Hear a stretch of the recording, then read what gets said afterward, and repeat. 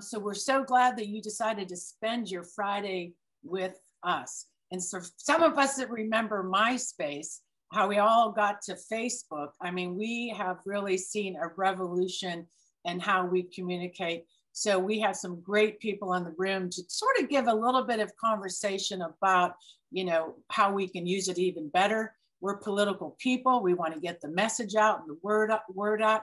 We like to have fun. So we have all kind of great guests today to talk about that. And just like radio didn't refuse, you know, to roll over and die, we just adapt to find different ways to communicate. So it actually sparks innovation, as we say. So glad you're here. So let's get the show started with some housekeeping. And let's remind everybody that we have new security measures. So make sure you're registering and you're keeping your link. And that, again, we have zero tolerance in the room. So make sure that if you're our eyes and ears in the room, you're part of the crew. So if you see any nonsense, please let us know so we can deal with it. And we like to keep it civil. We love opinions, but also we want to keep things civil in our chat. So thank you for that. And, you know, today is Friday and it is what, May 14th. And we would love to build up our patrons to be a patron. So please subscribe to our subscription. It really helps us do the show. And also check out our YouTube channel, like it, share it, and also love us on Twitter, because that's how we get more people to find our content and how we build an even better community. And also stick around for the after chat. And as usual, thank you to all the backers in the room. Awesome. Wave. I hope you're all here, and also people that have subscribed already. So great. So today it is Digitally Speaking, the Perks and Pearls of 2021. So from cybersecurity to personal security to our online communities that we form, it's really talking about how social media can make information go viral for the good and the bad, and of course for digital campaigns. So that's our work, to get out our word about what we're doing to elect different people. And then, you know, it's our message and how we're going to win campaigns. So then we will do also a special spotlight in our cocktail hour for Digital Speakeasy, that we'll be mixing some cocktails and talking about what it's like to run for office and use digital and going viral in your campaigns. So I'd like to welcome our guests, if I may. First up is Attorney General in Virginia, Mark Herring. Hello, Mark, how are you doing? Uh-oh, first rule, unmute. Thank you, I'm doing great. It's really nice to be on with you. And you're in your Richmond location. Yeah, this is my apartment in Richmond, and who knew that? So these flags were from my Senate office back when I was in the Senate. I was like, well, what do I do with them? So I put them in my apartment, and who knew they would come in so handy during a pandemic? Yeah, it is pretty cool. And it's like a refurbished coffee house or something? It was an old coffee warehouse in Old Manchester on the south side of the James River in Richmond. Very cool. So glad that you're traveling in the room today. We haven't seen you in a while, and we really want to know what is going on. And we know it's a lot, so we appreciate your time. So we'll see you in a little bit. So thanks, Mark. Great, thanks. And next up, all the way, we have two graduate students here, candidates for PhD, CiCi Ling of Boston University. Hey, CiCi, and you too. Hi. Hey, Hi. you made it in finally with all the cybersecurity. Yes, that's the negative effect of our mitigations. Yeah, it's bring inconvenience. Yeah, I cannot even receive the email. Good. Well, we kept all the Zoom. That's how we did it. We leveled up our security and then made it hard for you to get in. So this was interesting. And then thank you, Utku, for being here all the way from Binghamton University. We look forward to our conversation later. Okay. Yeah, great. Thank you. And this is going to be a lot of fun. I know last week we talked about the pandemic and the effect on moms, working moms, and what that was like. I mean, and how we wanted to change in policy. But today we're bringing a special pair up to talk about something really kind of more fun, and how they used a viral video that was a lot of fun. Colleen and Adelle Chulis, thank you for being here. Hi, thanks for having us. Good to see you guys. And Colleen, I can't wait to talk to you, of course, Mom, and then Adele, superstar. We're going to see how Stardom has been treating you. Thank you. Okay, great. Okay, then next up, this is for people in the grassroots. We're all excited about Christine Bachman because she brings with a long relationship with us in the grassroots. I mean, it feels like 20 years, but what, it's only been since 2017, Christine, right? Yeah, and you could unmute, say hi. Are you busy doing your nails or what's going on?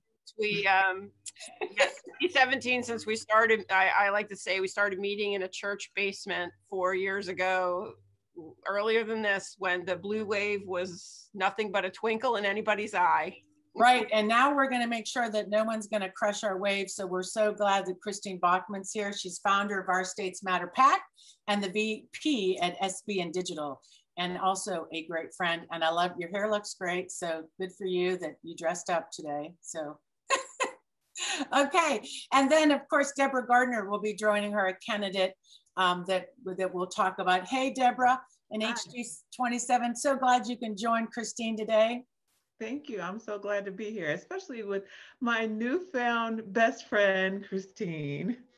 Well, you know, it's coming full circle. We're going to talk about that. And it really is important that we build these communities. So Debra, you're our new friend in the Power Lunch, and we're going to make sure that you get elected.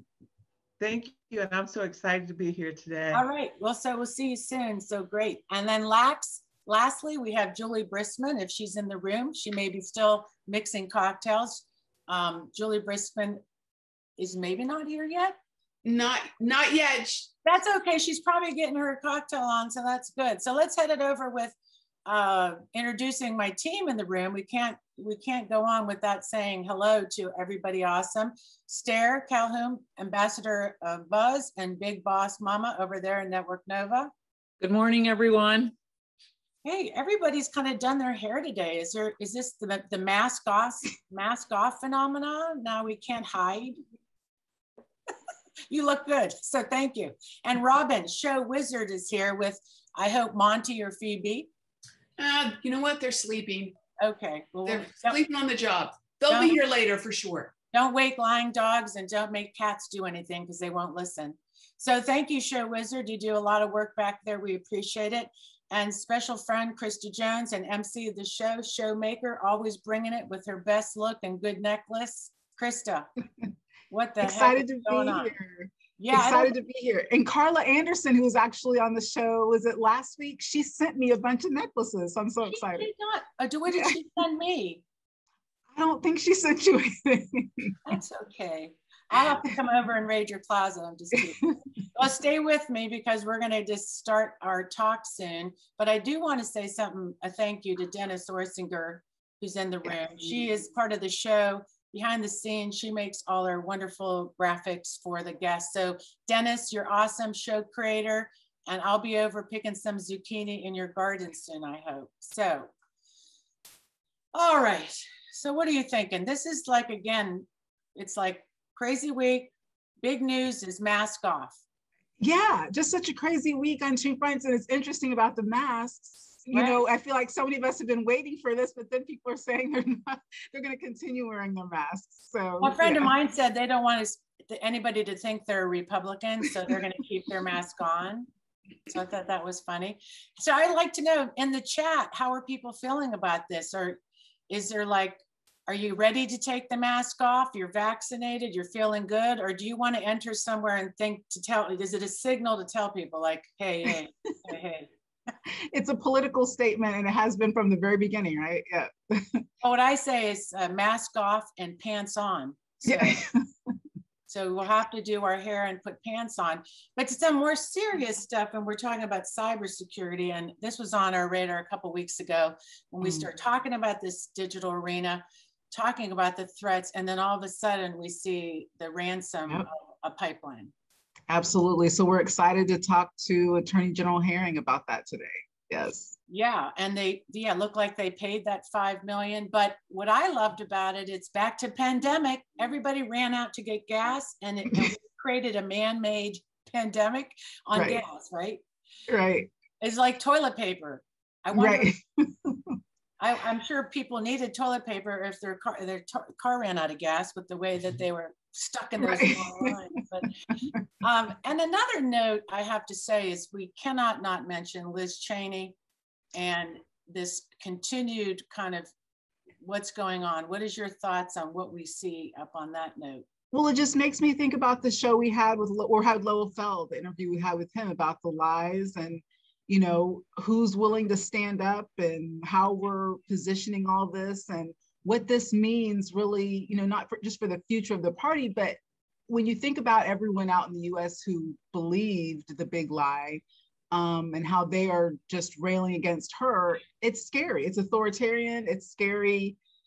It's horrible for our democracy. Yeah. You can watch the gaslight like in real time. You know, you see that these people are coming in and said the insurrection was a tour, a guided tour. And you know, I've been on a lot of tours, but I don't think it's like, no, we can see you. And my only hope is like when we had Gene Rossi and talking about the law and the Attorney General being here will appreciate this. But, you know, when you see Matt Gaetz going maybe down because there's now a special, the person that you know really did some kind of, I can't remember now, it's that Joel Greenberg. He's a former tax collector.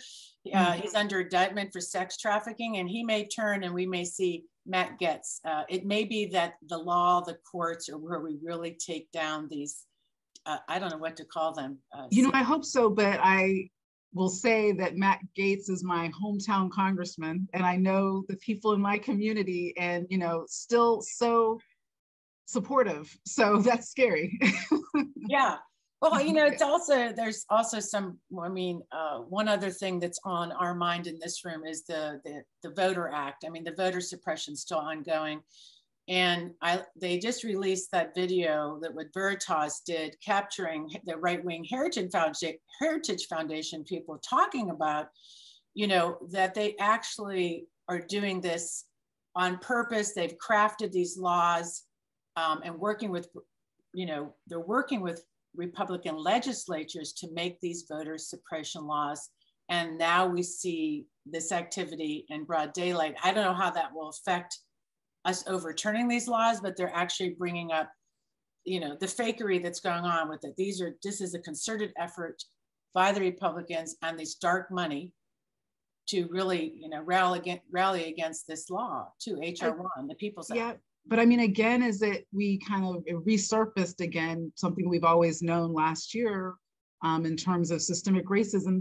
It's been like this from the beginning, you know, it's just a new twist. Look at you, you're just like a cool cucumber, like, this shit is always going on. I'm just, you white people are finally catching on. It's always been bad. Thank you. I'm just teasing. It's true though, right? But I have to say, I'll end on a positive note and I'll let you take it over with the Attorney General, is Kirsten Gillibrand's, she's been fighting for the military justice and sexual survivors to have a different way that cases are prosecuted and handled. And so I just saw that she has at least the 60 votes that she needs to pass that new law that I think it's called, what was it called here? It is Military Justice Improvement Increasing Prevention Act. So she started it a decade ago. So look, folks, things are slow, but that possibly it's going to pass. So good news for that. Yeah. And the John Lewis Day of Action last week. Yeah, definitely. Which, you know, even with all of the troubling issues we're facing right now, especially in Congress, I think he'd be excited just about the progress still. Yeah. Yeah, we have to keep the silver lining, mask off, pants on, hair done, maybe try to see if your jeans fit. I mean, I'm trying to go through the clothes now, the closet now to see what fits. Well, good. I'm looking forward to hear what the Attorney General has to say about all this. So I'll put it over to you, my friend, and see you soon. Absolutely. Thank you, Catherine. And we're excited to welcome Attorney General Mark Herring. Thank you for joining us today, Attorney General. Well, thank you for having me, Krista. It's great to be on and great to see everybody. So, you know, obviously the theme for today, digitally speaking, data. Can you talk to us about what your office is doing to protect our data? Sure. Well, you know, there are really two large buckets of work, if you will, that our office does when it comes to computer crimes. Part of it is, and a lot of it is sort of the dark side of the internet and focused on protecting children from exploitation. So that's a big part of it. The other part is privacy and protecting people's data and keeping it safe. And companies and other organizations that maintain a lot of personal information about people have a responsibility and a legal obligation to take steps to protect that. And then one of the things that we do in connection with it is when there is a data breach, those organizations are required to contact us, let us know, and notify people when they've had their data compromised. And so we oversee that work. And the numbers are getting really large in terms of how, the frequency that this is happening. We're processing probably about 3 a day. So, Wow. Like 1,200 data breach notifications last year alone. So from your standpoint, what do we do to stop it? Well, first of all, protect yourselves as much as you can. And the biggest part of that work is making sure that organizations, especially companies that maintain those data, all that data, that they are doing what they should be doing in order to protect it and keep it safe, and that they don't maintain data when they don't need it. Another big question that is sort of on the forefront of all this is who owns that data, who's in control of it? Is it yours? Does it belong to the organization or company that's storing it? So there's a lot there. And Virginia just passed a new data privacy law. We're the second state in the country to do this. It hasn't taken effect yet. It will take effect sometime next year, but our office will have a larger enforcement role when it comes to protecting people's data. Awesome. And so what's on everyone's mind is obviously the gas pipeline. Can you talk about what might be happening next with that? Well, I think, again, it's just an indicator of how much of our life is connected to the internet and things that are online. It's not just your laptop anymore. It's not just a server that's storing information in a company. It's infrastructure. It's appliances. It's cars. It's everywhere. And so, as much as possible, try to take control over that and minimize the amount of information about yourself that you're sharing. And so I'd love to switch gears. We were just talking about voting rights. I think I've talked to you about this before. I really think 20 years down the road, when we look back in history at this period of time, you will go down in history for a lot of the advancements you've made for getting Virginia to this point in terms of our civil rights while you've been in office. What do you think is next in terms of what we still need to accomplish? Well, thank you for the compliment. And there's still a lot more to do. We've done a lot in the civil rights area. And it's so nice to see Virginia continuing to move in the right direction, even as it's saddening and disheartening to see other states sort of going in the wrong direction when it comes to voting and voting rights. We were able to pass the Virginia Voting Rights Act in Virginia. I worked with the sponsor of that bill in order to make sure that our office could proactively enforce it. So, that's going to be something that's really nice for all of us in Virginians to know that we are going to continue to protect people's freedom to vote. It is foundational to our democracy. And then, we're going to continue to grow and build and expand on people's civil rights. Protecting people's civil rights has been a cornerstone of my administration from day one, whether it was going in to win a landmark lawsuit on marriage equality or fight for Dreamers, stop the Muslim ban. But we've also worked to expand protections against discrimination for LGBTQ Virginians. We are expanding that into places of public accommodation. So just a lot of ways so that if somebody is denied a promotion because of sexual orientation, or they're denied a loan because of skin color, these are things that our office will help vindicate your rights and make sure that you are protected from that kind of discrimination. Nobody should be discriminated against based on who they are, what they look like, where they come from, skin color, race, religion. You know, everybody should be treated equally and fairly. Absolutely. So much progress. It makes us all proud to be Virginians. Thank you so much, Attorney General Herring, for joining us today. Well, thanks for having me. It's good to see everyone. Okay, Catherine, turn it over to you. Well, that ended on a great note because, well, let's just say a great note. We're going to be talking about the perils of social media. And like the Attorney General said, that it's our personal information and how we kind of organize on social media sometimes that puts us at risk. So I'd love to call up our next guest, all the way from Boston University. We have CiCi Ling, and also from Binghamton, we have Utkucan Balci. Where are you? Utku, sorry, I said U2 like the band, but I meant Utku. Is he here? Where are you at, friend? So this is great to have you both. So exciting. We talked the other day, finding your paper, your graduate paper on Zoom bombing, one of the first research papers to talk about that. So I'll start with you, CiCi, talking about first about that social research and why it was so important and what's the paper about. I know we talked about the online community part of this and the organizations that put us at risk and what we can do about that. But what did your research tell you about these social communities and their exposure to Zoom bombing? And tell us a little bit about your research with the both of you. Okay, thank you, Catherine. Thank you for having us. It's very nice to see you all. I'm CiCi Ling. I research on the toxic behavior on the online communities. And for this research project, we studied Zoom bombing based on our data set from the 4chan, our fringe online community, and also from Twitter and the mainstream online communities, as you know. Yeah, we applied the quantitative and qualitative method on the data set, and we found that most of the Zoom bombing are targeted at the lectures and the online classrooms. Oh, the lecture and the online classrooms? Yes. Okay, gotcha. Yes, and most of the Zoom bombings, they are taken in the real time. Means they are quite flexible. They are just, you know, when it's going on, they post the Zoom links online and they call for attack.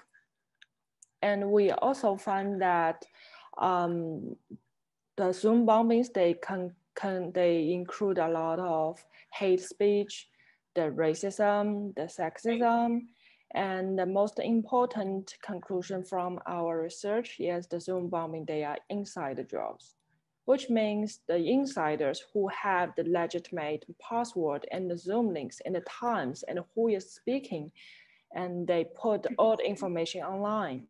So that is very dangerous and makes our password, the traditional security measurements, they are invalid. Yes. Well, you know, we had that happen to us. So it was kind of why we sort of were really looking around to see what we could do. And we try to increase our security. And it was kind of funny that, not funny, but that you had a hard time getting in. We're like, well, maybe it's working a little bit. I don't know. Yeah. It did. Yeah, it's definitely working. It's quite ironic, you know, when I cannot receive the emails. And I think that's the negative effects. It makes it quite inconvenient, but it's definitely good for our gatherings online because everyone, yes, you know, we are safe. No one we unregistered are allowed to come in. So it's very nice. Well, no, I love that you've done this research on it because I think obviously the pandemic changed our life and we have to be in this online community. And then we're struggling with these things like, you know, our own personal security. And you had told us these things that we can do, which, you know, using these links that are really made for each person, personalized links and so on. And then we stopped doing what we were doing was sharing our link out into outer space, I'll say. We now just share it to groups we know, which makes complete sense, right? Like just that kind of stuff you can do. And so I would like to talk to our next guest. We had such an interesting time also speaking to you, Utku, about what's, I'm interested in this danger of these online communities. What you brought to the conversation after your research is you really kind of told me about how you felt that this this was kind of a negative, you know, the trolls, these state-sponsored trolls, but in the sense of you didn't have a lot of optimism for this online community. And you felt like in the sense that the disinformation piece was really not a great balance. Too much disinformation, misinformation was spread by these platforms than good things. Can you talk about that balance that you feel? Actually, I might be biased because I'm pessimistic because we are researching those topics, so we encounter them a lot. But internet always brings us hope, like, because also there is anonymity in the internet. For example, if there is an oppressive government, if they were using lots of state-sponsored trolls, with your anonymity, you can start something, you can tell your tools. But also that anonymity can lead to things like Zoom bombing. Like those guys. So you're saying when people aren't identified, the idea that they're anonymous makes the danger part of it, right? Like exactly. It can be anyone. It can be a 12-year-old person or 40-year-old person that Zoom bombed you, and some of them probably did not even have an idea about the show. That just somebody called them, and maybe they were just bored, because we also encountered that besides those motivations like racism, sexism, other stuff, some people are joining those bombings because just they are bored. Amazing. Isn't that interesting? Just boredom. Okay, I hear you. But I do like your point of view about the international point of view that, you know, the good and the bad, that some countries, how government could use these things to oppress, or how different we can use to actually communicate with each other. Some of these apps help us talk to people in Iran and other countries to see what's really going on. So there is some really good positive use, correct? Like correct. Like actually, let me share the link of our lab's research about state-sponsored trolls here. We love the link. Put it right in the chat for our audience. Thank you. What we see there is those guys like looking to increase their followers, like our lab did that, and they try to make other people think that they are a legitimate person, not a troll. So we need to be careful about those misinformation and disinformation campaigns. Yeah. Like follower count and other stuff is something that rely on those state-sponsored trolls. So yeah, making themselves seem legitimate. And I'll go back to CiCi on that, and then we need to wrap up. But you did say something interesting to me, CiCi, is that the hashtag did not go along with, we're talking like TikTok or Twitter. Hashtag was sometimes totally not, how are they using the hashtag in your mind that made them get for the viral, the video to go viral? Yes, when we started TikTok viral videos, we found that some quite viral videos, they are using the hashtags, even the irrelevant hashtags with their videos to make their videos go viral, because those irrelevant hashtags may be trending on the platforms or promoted by platforms. So they are using this kind of hashtag, and since they are quite viral, they are on the top of the most viral videos per event. So this makes the other short videos invisible, and the users, they can only see their viral videos, although they are irrelevant. Yes, that was really interesting to me. Yeah. Yes, this can be quite dangerous if it contains some hateful or, some misinformations in the videos. Yeah. I mean, that tactic seemed like somebody, obviously very thoughtful, and you will see that on TikTok, the hashtags, and the purpose is for these to be shared and shared and shared and shared. And as you know, you said, misinformation, disinformation, the danger of that is the shareability and how trolls and all this. So thank you both for being here, our new friends. We hope you stay in touch with us. And what's your next research? What are you working on next? Yes, actually, I was reading the chat. I Yes, saw a lot of people, they are experiencing the Zoom bombings. We are going to do an interview with the victims of the Zoom bombs to measure their, their harm they received during this kind of attack, because we do not know the how they impact on the attendees of such meetings. So no. Everyone is welcome to participate in our research. Oh, great. Any last words, Yuku? That was very nice to be here, and thank you for talking about these topics. It is really important, like the Attorney General said, internet is kind of our life currently, so we need to be informed a lot, and your program is helping about that a lot, so thank you very much. Thank you for your research. I'm so glad for both of you. Young people are really doing something awesomely good, and really this is the life we lead now. We're on these platforms. We need to take responsibility, and we need to figure out how to do it so we can make our experiences more fun and not have to worry. So thank you guys. We'll glad you're here, and we will move on. We covered a little bit of the perils of the social media world, the digital world, and now let's look at some perks of it. Oh, no, not yet, Debra. We have a perk coming up, and that would be Adelle and Colleen Chulis from Albemarle County and Charlottesville area. Now, welcome. Thank you. Thanks for having us. So Colleen, and of course, Adelle is the star. I call it internet star, but you helped that along. And I'd like to show, it's funny because I saw you, Adelle, I saw your video go viral. I saw it and I watched it. I could not stop watching it because not only are you fantastic, finger snap, but you brought up last week we talked about really moms experiencing this pandemic, and it's as funny as it was. I know a lot of us, Colleen, as moms, are struggling in that space to work and yelling at the family at the same time, trying to keep your face straight, and you're like telling people, yeah, hey.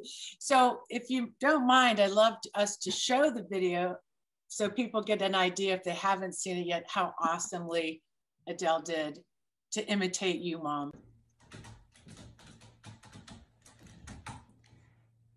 Okay, I'm signed in. Hello, hi Jennifer. So, guys, you have to listen. Guys, be quiet. Go get your clothes. Yeah, sorry about that. So tonight is gonna be fun. Yeah. Yeah, so we're, yeah, the dog is very crazy. Yeah, I know what you mean. So, yeah. Yeah, it's hard to multitask, you know? Yeah. So, we're just going very well, and everything's going good. So, yeah. Hold 1 second. Guys, you have to go upstairs and get ready. Okay, yeah, sorry about that. They're just, I'll have to call you back a little later. Yeah, the kids are going all crazy and I'm about to get on a Zoom call. Yeah, sorry. Turn that. All good. Okay. Guys, I'm in a Zoom call. Please leave. Do not come in. That was so awesome. First of all, every parent, every mom, what's that? In the room will appreciate what that, what your imitation of Mom. So Adelle, tell me, how are things going since then? What inspired this idea to go in there and just make fun of Mom, let's just say? Well, one night I just had the idea, and so I asked her if I could record it, and she said yes, and I guess it just went viral.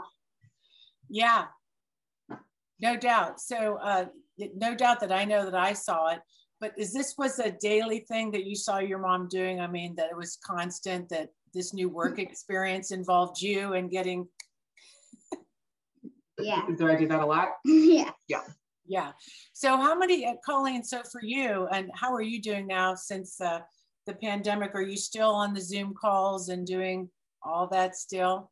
Yes, lots and lots of calls from, first thing in the morning till dinner time. And it's tiring, it's really tiring. And it's hard because the kids, when you're home, they want you, right? And you're kind of aware of what's going on. It's hard to get in the zone. But the amount of times that they come in saying something, right? And I'm on a video and I'm just trying to do this snap and point. And it's also like, we have soccer at 6. At the second I'm done with this call, we got to get ready. So it's just merging all the worlds together. And she's quite an actress. And well, yeah, it's a little scary to see myself that way, but I guess that's how it is. So how many shares did the video get? Do you guys know? Oh my goodness. I think on so I put it on my private things, but it's just my family. And then I put it on LinkedIn just because I thought it's relevant to LinkedIn. Right. And last I had checked, it was almost 15 million views. Oh my gosh. So I'm not sure where it is today. That was a few days ago, but that's not including all the other just different outlets that have picked it up. But specifically on LinkedIn, it was almost at 15 million, which is pretty crazy. Well, I know, because with this show, like we really were thinking last week because of the pandemic, talk about moms, but then we're like, oh, this is going to fit really well because it shows you the power of social media, right? Yeah. It was, there was no intent behind this. It was just insane. You just post something, you think it's funny. And I remember that night, all these people started resharing it. And I started getting really nervous. We're talking about security and stuff. And right. I was Googling, like, just making sure I was doing the right thing, calling her school, looking at the way a parent would. So it was fun, but also, you kind of realize you're out there. You got to be careful. Yeah. So what has Stardom done for you now, Adele? Like, what's your next project? Well, I want to make multiple of them. I want to make it like a series, but I have to get some ideas. Oh, I love it. I think the series is that Snap is one of my favorites. I use this thing where I cover my mouth and I go on mute and then I yell really loud so everybody can hear me in the house. It's like I mute, like, everybody. I might need to use that one next. Yeah, that's a good one when you're on the Zoom call. But Adele, I was just so taken with you. I hope you do, pursue a career in public speaking. On the news, I saw some of this stuff you did, and you just have what it takes, my friend. Thank you. You should be part of our show. This is what we do every day. We come up with fun ideas. So send us any fun ideas. We'll have you back. You want to make a video for us? We will show it. Oh, that's so fun. Yeah, we'll see what's next. I'm excited to see what she has in that mind of hers. As your friends still talking? You must be very popular now. How's that been? A little different or no? It's been different because of the when I was coming to school, all of my teachers knew about it and all of my friends. Yeah. And it was very overwhelming at first, but you've adjusted. Yeah. Well, good. I know that you were also, were you on Good Morning America? Yes. Nice. Okay, well, good. I'm so glad that you joined us, and it was just so awesome. And Mom, soon this will be, I hope, past. I just don't know if the working world for mothers, though, will really ever, even if you're home in your office, it's balancing, the life balance is difficult, correct? Yeah, all the working parents and, being home has definitely showed a different world, but lots of positives that have come out, of course, over the last year, which is kind of neat, but yeah, it's definitely a challenge. Hard to get things done every day. I think it did bring it up. Like, we know policy now is really, really being pushed. Now everybody's talking about it. But we always knew it was an issue, but finally, and your video, Adele, really brought the humor out of it and actually showed really the struggle in that space at home with the Zooming. But now things are changing. So thank you. Thank you so much for coming. Thanks for having us. Good. I know you have to probably go back to work. Go to it. Come on, gotta keep going. Thanks, everybody. Yeah, well, great. So I think pretty sure we're going to next step, which I'm super excited about. Christine Bachman is here from Our States Matter with the great hair today. I'm going to tease you about that hair, friend, because I've known you for too long. Well, let's talk about our relationship first. While you're muted, I'll give you a second. So my goodness, we met in 2017. Like you said, the relationship with the Virginia Grassroots Coalition all meeting in the basement. So I want people in this room to know, a lot of people have joined us to figure out how Virginia did it, how we did get the majority. It just didn't happen overnight. We started working together in 2017. And I have a vision of you in my head. We're sitting down in the basement and we're talking about this issue we have, which was communication. We need people to understand that Virginia matters, right? Why this election matters, why these issues matter. And you and your brilliant space, and we're like, you knew that we had to do this and get it out on the kind of social media end of it. And you were sitting there and we talked about, you were going to New York, remember? We funded your trip up to New York to get funding to try to put this Our States Matter, Virginia Matters, the voting video together. So why don't you talk about the early start and why also this is still such a pressing issue of why we need to do this in the grassroots, why social media and the digital space is so damn important, and why we suck at it in Virginia a little bit. Sorry about the suck at it, but we do, but you don't. And you are trying to get the message out. So go, you have the floor. Yeah, so I would say I am a lawyer by training. This whole digital campaign thing is by necessity, is what I call myself. When Trump was elected, for so many of us, that just upended every professional, personal plan we had. And so mine became to elect as many Democrats down ballot as I could. And with Virginia being that first chance in 2017 with all 100 seats up to send a message, that's where I focused my efforts. So I started meeting these incredible candidates like Debra Gardner, who's on our call today, who are these real people, authentic, not politicians, which is phenomenal. That's the great news. The bad news is no one knows who they are. They have no name ID because they never thought they were going to run for office. So as I started to meet them and fall in love with them, it became apparent to me that voters would fall in love with them if only they knew their names and their faces and their stories. So it became obvious to me that video was the key to helping them spread the word. And also digital was going to be the most affordable way to do that. So I just sort of threw myself into learning as much as I could and traveling around and basically finding someone who would come in-kind videos to our candidates. So ended up finding an organization that did in-kind to 17 candidates because we in the grassroots were very much looking to flip the whole shebang, whereas the caucus at that time was focused on 5 seats. And we really wanted to extend the map. So that's where it started for me. And as I got more involved in it, I realized that as with many things, as Democrats, we were behind the Republicans when it came to what we were spending on digital, what we were doing. And so I worked in this PAC space to in-kind these things to people. Eventually in 2019, I moved also to serve as a digital consultant because finally state parties were realizing, oh yes, we actually need to have digital consultants as part of our team. But I quickly realized that we are what I call the digital is the Rodney Dangerfield of campaign techniques that gets no respect. We're an afterthought after TV and mail, which feel like dinosaurs to me, where we are now. So rather than beat my head against the wall in frustration and beg for money, I just thought, well, I'm going to start an organization and I'm going to raise the money to do it myself. So I started Virginia Matters, which is now Our States Matter, in 2019. And basically my organizing philosophy is if you build it, they will come. So I worked with my friends at Network Nova, who had the Women's Summit coming into play in early June. And I went to our other friends at 31st Street and said, if you guys can help me raise $10,000, I can get a film crew to be at all 3 days of that Women's Summit. And we can rotate candidates and they'll all be there. We can get them all in one place and get them all on film. And that's what we did. And the rest followed from that. You know, the if you build it, they will come. Once we had the footage, and I made a prototype video with our green screen studio, we were off and running and able to show people, you know, what we were able to do. No, and I remember that Women's Summit where we talked about that, getting everybody together.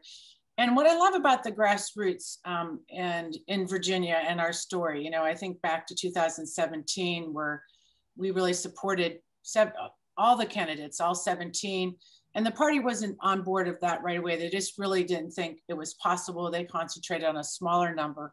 And I think in that space, what was great about our work together is we did not accept that, right? We were just like, well, we don't want to accept this. We're going to move forward. And how we were able to work together really to push that out. And then you see in 2018 what happened here, and we pushed more. And then in 2019, getting what you did to really send the message and communication out of all of those candidates. We led to the trifecta, really. And which was frustrating to me, though, was when coming up against this idea that it's all this money spent in TV ads. I mean, what will it take to truly, you know, we talk about this digital space today, and even live streaming and where you can put digital ad in from YouTube to all these different platforms.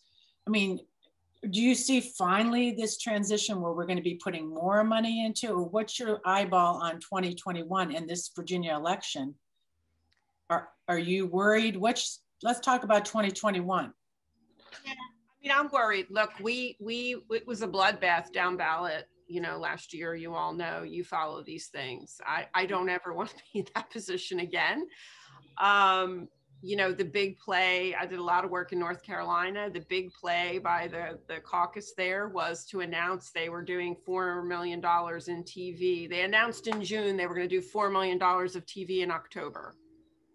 And the idea was we hang on to the money, hang on to the money. Well, as you all know, the pandemic has changed everything, you know, and especially in a state like Virginia, where we've made early vote easy and we've encouraged it. People are not voting on election day. They're voting before. And if we wait till the end to communicate, especially about down ballot folks like Debra Gardner, who is a challenger running for the seat. She's a new name. Like, we have to get her name and face out early so that anybody who's fired up about the governor's race has her name in their mind when they send that ballot back, because ballots are going out September 18th, early vote starts September 18th. So we really, you know, the way we used to give budgets in digital was like, it looked like what the COVID chart looked like. We start out slow and we ramp up to election day. That's case anymore. It's a bell curve now that we've picked up and moved earlier. So when I reflect on the biggest mistake of down ballot 2020, it's that we waited too long to communicate. The Republicans knew we were going to outraise them. So they said, we'll start before they do when we have the floor to ourselves, and we'll bake in the narrative, and that will make it hard for them to come and undo it. And so that's really where my focus is with the PAC right now, and why I'm filming. I already filmed in Richmond. I'm doing Northern Virginia next week and Virginia Beach the week after that. And there are a lot of powers that be and are like, why are you doing that when you haven't done polling yet? And I'm like, because I'm not going to get caught on our heels again in July without any content if they go after us.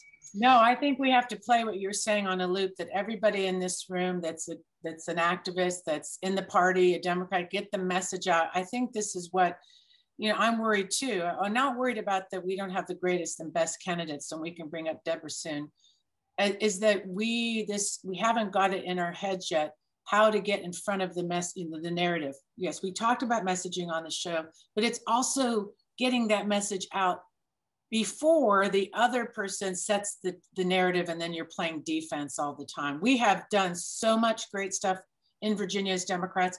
Why aren't we talking about it? I wonder why the governor doesn't come out and just say just great stuff just because he has the bully pulpit. Why doesn't he just talk about all this stuff to just sort of cement it in, or just address these issues, you know, like, we know where they're going to go. I mean, defund works spectacularly. Defund, yeah.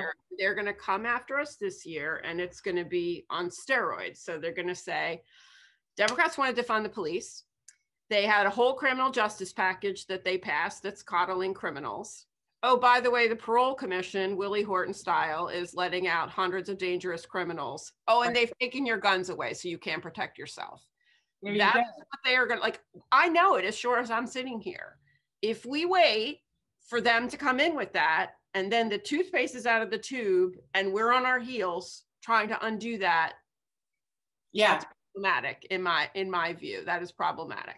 Well, I know. And that's if you feel like, so saying again, when we feel like we can't control this, well, what we did in 2017 in that basement, how we did it together is really how we will continue to really push Virginia and the Democratic Party of Virginia to move forward on this and to work, you know, in this capacity, because we didn't let that stop us, because we saw the issue and we just went, well, shoot, you did something about it and other people on 31st Swing Left, the money they raised to make this happen. So candidates also can have access to this stuff. So with that, let's bring up. Let me just say one quick thing on that note, and you're going to meet Debra, and this ties into Debra.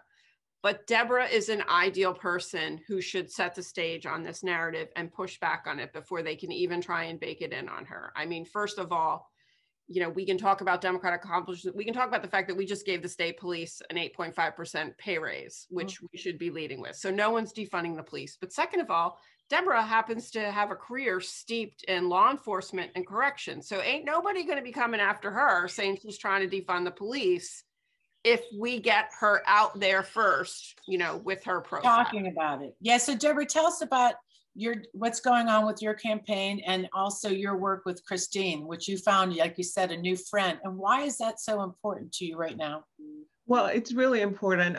As Christine mentioned earlier, I am a challenger running in House District 27. And a lot of you know, because you've invested a lot into this district, that in 2017 and 2019, we came both cycles under 200 votes of winning.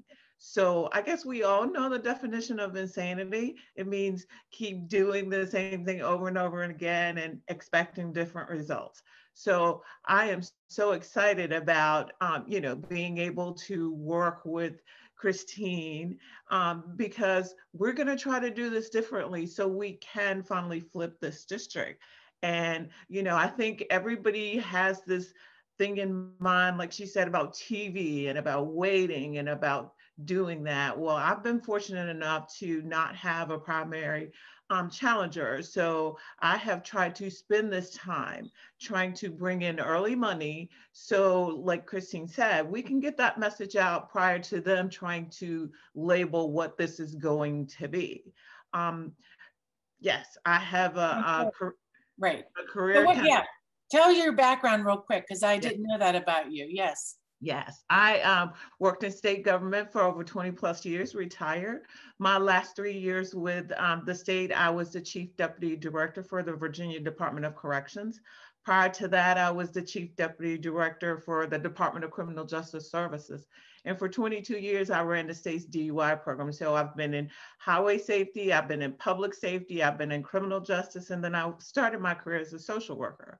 So, you know, it's kind of a lot of different aspects of that. And so, yeah, I'm sure, especially in this district where, you know, guns and gods are just all they talk about, they're going to try to label me with that. Well, yeah, I'm not the one. So hopefully with Christine's help and doing, you know, we actually had our first photo shoot, and you know, I'm one of those shy politicians who don't like to be filmed, and they did an excellent job. And so if we start getting the message out early, then they don't get the opportunity to label us. Yes. You know, it's great that grassroots organizations like you guys are out there, because I am a challenger, and the caucus won't come in until late because we know their focus is on their incumbents and not necessarily the challengers. Yeah. So it's really frustrating for us. And I think this is where, again, though, we will stay and remain. This is our power. This is our superpower. And this is how we flip Virginia. And this is really what it took. You running for office, people standing up, people like Christine helping in their, you know, lawyer, now a digital specialist, and all of us here working together in this room. I would like to show real quick Christine's video to let people get a taste of her actual ability to bring home a really great message about voting. Hey. Your vote could be the one vote to decide an election. one vote changing the outcome of a legislative election in the state of Virginia, and that one vote has changed the balance of power in the legislature. Be the vote. Be the vote. Be the vote. Be the vote. It's time for us to flip Virginia blue this November 5th. Okay, I got like, what do you call, goosebumps. But stick around for the after chat. We're gonna pull up, we're getting almost up to the hour, so we can continue this great conversation. With Julie Briskman is here. For somebody that understands the power of social media, and my friend Krista too, the power of social media is how even your social media viral moment led to you really having a lot of support running for office. And tell us about how you use it as a person, even as an elected office person. Sure. Hi, it's so great to be with you, Catherine and Krista and Robin. You guys are really doing amazing work, and I so appreciate everything you do, and so happy to be here today. So for those who don't know, my photo went viral in 2017 when I was on my bike flipping off the president leaving a golf course in my district. And that was shared and retweeted mostly on Twitter, and eventually led to me having more than 50,000 followers on Twitter. And it also led to a phone call from Chair Phyllis Randall, who asked me to run and convinced me that my experience actually was something that Loudoun County needed on the Board of Supervisors. And it wasn't something that I was really thinking about at the time, but you know, sometimes as women, we don't think that what we've been doing our whole lives really has value. And she helped me see that you know, serving on the PTA and being co-founder of a local running club and volunteering for all my kids' sports teams and just knowing my district so well was actually very valuable. And so I ran in 2019 and did defeat the incumbent. I'm the only one on the board that defeated an incumbent that year. And I won by 9 points. And it's no doubt that social media played a big part in my campaigning. And having said that, though, first of all, going viral, it's like you can't make this up, right? You can't plan for it. I mean, I have a digital marketing degree from Georgetown, and you know, as much as you try to plan these things, they don't really ever, you know, you just can't. Just like our previous guest with the daughter, and that was awesome, by the way. Yeah, I know, right? So it did help, and then I had, you know, the Washington Post and the HuffPost following my story through my elections. So then, you know, when I had an article in the Washington Post, that again was a big dump into my campaign financially, which was absolutely a great help. But you do need to have substance behind what you're putting out there. Absolutely. And we have actually, and especially with COVID, like you were talking about before, have tried to leverage social media. My predecessor didn't even have a Facebook account, by the way, and she completely refused to even discuss anything on Facebook because she said FOIA prevented her from doing that, which I don't understand. But I have a very robust Facebook page, a very robust, you know, official Twitter account. Because that's how people get their information, for better or for worse, in large part through social media.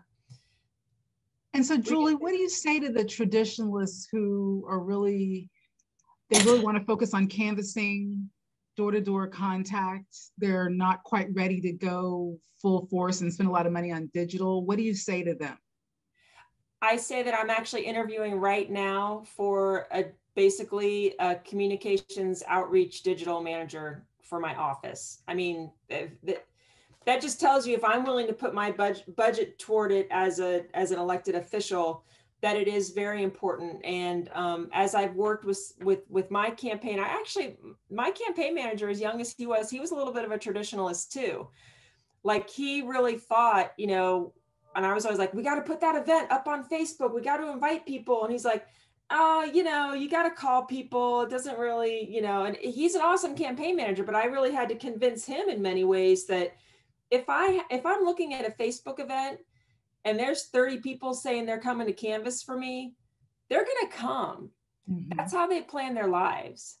So yeah, I'm getting ready to actually hire nice media and outreach specialist on my staff. So and also we have used, so not only do I have those 2 official accounts, I have a YouTube channel. And I would like to do Instagram, which is part of the reason that, because I am definitely not an Instagram person. Like I live on Twitter, I do Facebook, but Instagram is just not my bailiwick. So that's another reason why I need to hire someone who's got that expertise. It's a generational thing though too. I looked on the Facebook research. It's mostly older folks like us, and younger folks are not using it. They're using Instagram and TikTok and everything, but exactly. And if you want to keep the younger voters engaged, you need to meet them where they are. Absolutely. Well, we want to get to the cocktail. We're actually at 1:03, and we hope you can, if you want, to stay a few minutes to chitty chat with us. But what kind of a digitally speakeasy cocktail did you get together for us today that I'm thinking it is Friday, so. Yes. Well, I just wanted to say, if I may, just one more thing about how we're using digital and how it has helped us lower barriers to access. I've been doing a town hall every month. Awesome. Nice.